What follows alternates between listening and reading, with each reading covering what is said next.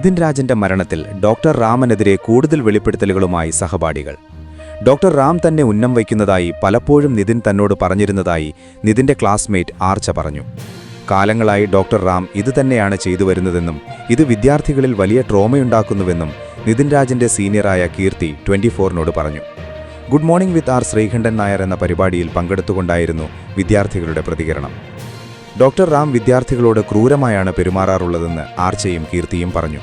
ഒരസുഖം വന്ന് മുഖം താഴ്ന്നാൽ വരെ ക്ലാസ്സിൽ നിന്ന് പുറത്താക്കുകയും 3 മാസത്തേക്ക് അറ്റൻഡൻസ് നൽകാതിരിക്കുകയും ചെയ്യുമെന്നും വിദ്യാർത്ഥികൾ വെളിപ്പെടുത്തി. കുട്ടികൾക്ക് വയ്യാതായാൽ അവരെ ക്ലാസ് കഴിയുന്നതുവരെ ക്ലാസിന്റെ മൂലയിൽ എഴുന്നേൽപ്പിച്ച് നിർത്തുകയും തലതാഴ്ത്തി നിൽക്കാൻ ആവശ്യപ്പെടുകയും ചെയ്യും. വളരെ കഠിനമായ ഇമ്പോസിഷനാണ് ഡോക്ടർ റാം വിദ്യാർത്ഥികൾക്ക് നൽകുക.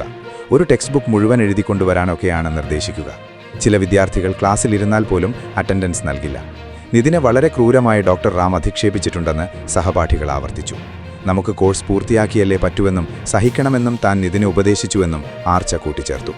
ഈ സംഭവത്തിൽ ഡോക്ടർ സംഗീത എങ്ങനെ ഉൾപ്പെട്ടുവെന്ന് തങ്ങൾക്ക് മനസ്സിലാകുന്നില്ലെന്ന് വിദ്യാർത്ഥികൾ പറഞ്ഞു. ഡോക്ടർ സംഗീത വളരെ നല്ല അധ്യാപികയാണെന്നാണ് തങ്ങളുടെ ബോധ്യം.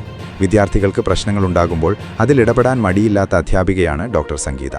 2 ദിവസമായി ചാനലുകൾ അവരുടെ ചിത്രം ഉൾപ്പെടെ കാണിച്ച് കുറ്റപ്പെടുത്തുന്നതിൽ വേദന തോന്നിയെന്നും വിദ്യാർത്ഥികൾ പറഞ്ഞു.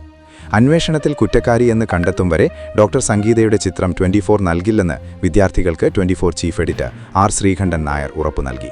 കൂടുതൽ വാർത്തകൾക്കായി താഴെ കൊടുത്ത ലിങ്കിലൂടെയോ ഫോൺ നമ്പറിലൂടെയോ എൻ്റെ നാട് വാർത്താ വാട്സാപ്പ് ഗ്രൂപ്പിൽ ജോയിൻ ചെയ്യുക. 8129622842.